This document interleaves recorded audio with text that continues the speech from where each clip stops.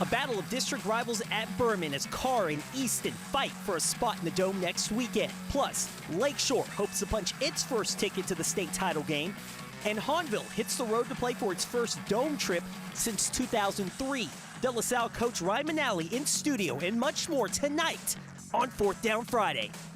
From Channel 4, this is 4th Down Friday, presented by your Southern Quality Ford dealers.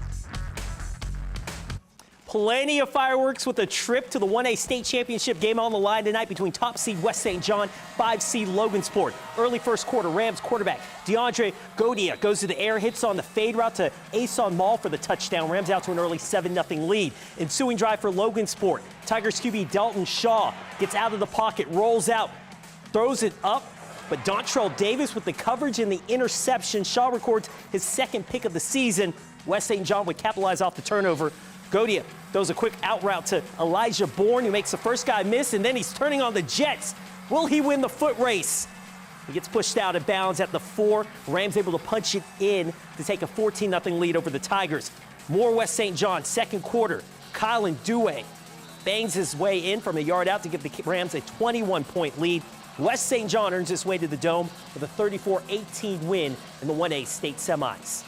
One win away from the Dome. What up? Welcome to 4th Down Friday.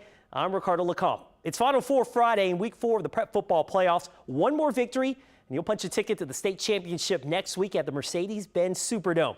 Two area teams fight for the opportunity in Class 4A in tonight's game of the week. Andrew Doak joins us live from Berman Stadium with much more on the rematch between number 1 Karr and 4 seed Easton. Andrew? Well, Ricardo, after Warren Easton's 40-6 beatdown that they suffered at the hands of Edna Karr, their head coach Jerry Phillips said after that game, their whole team was overwhelmed. That's just not the players, that was the staff included. They were the furthest thing from overwhelmed tonight. In fact, they gave Edna Karr their best pop probably all season. Only question was, would it be enough? Easton and Karr with a shot at the Superdome on the line. Even brings out of the woodwork former Easton head coach Tony Hull and plenty of D1 recruiters to watch this one go down.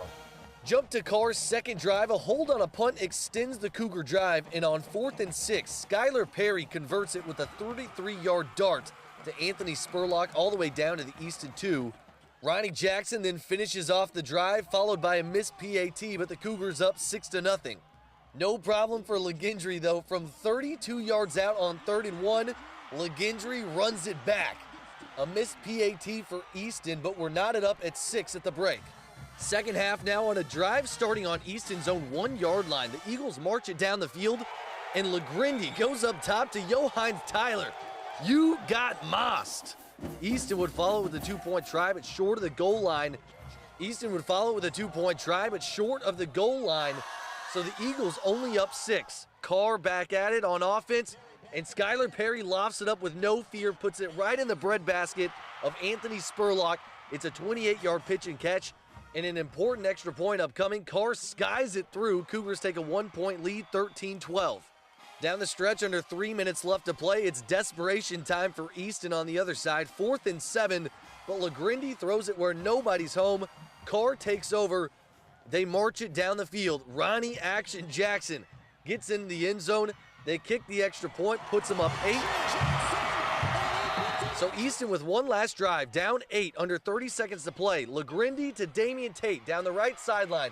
Lots of open field, but he coughs it up. Ball comes loose, and it's recovered by Karr. And Karr holds on as they milk down the final seconds. They're headed back to the Dome as they win 20-12 over Easton. Yeah, what a ball game.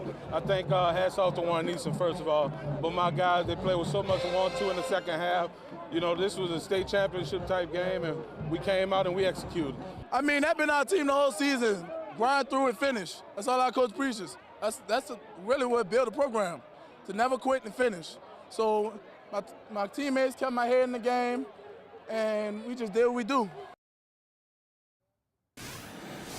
So now for Karr and Easton, 8 straight times one of those teams has been in the Superdome for the state championship. Karr makes it 3 years in a row. Again, they can do something that they've never done in school history, win back-to-back state titles. Till then, here in Algiers, Andrew Doak, 4th Down Friday.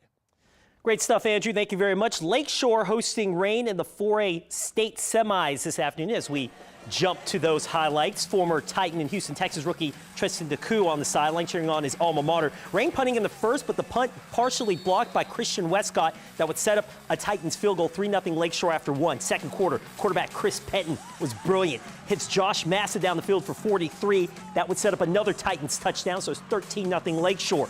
Just before the half, Rayne driving, but on third down, there's Christian Westcott again with the stop in the backfield.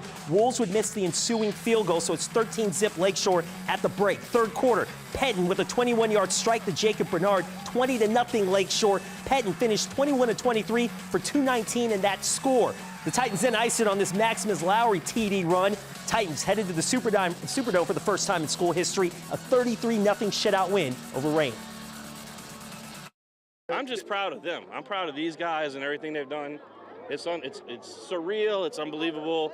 You know, we'll let it sink in for a day or so, and then we'll get ready for whoever we got to play. It's really amazing. You know, everyone on the team, like, you grow up wanting to be that team that goes to the Dome undefeated, and for it to happen, it's just surreal. It's just amazing. One word to describe Hahnville's 2017 playoff run: Puka. The Tigers senior running back has taken it upon himself to run Hahnville to the Dome for the first time since 2003. Williams has rushed for 965 yards and 10 touchdowns in 3 playoff wins. Those numbers are solid enough for an entire regular season. Puka leading Hahnville into the 5A state semis against Acadiana. Reckon Rams light the scoreboard first. Jalen Borrell hits Ziggy Francis for the 9-yard score. It's 7-0 Acadiana. Hahnville down two touchdowns. Puka going to work. Here's a 3-yard trip to pay dirt. Now a 1-score game.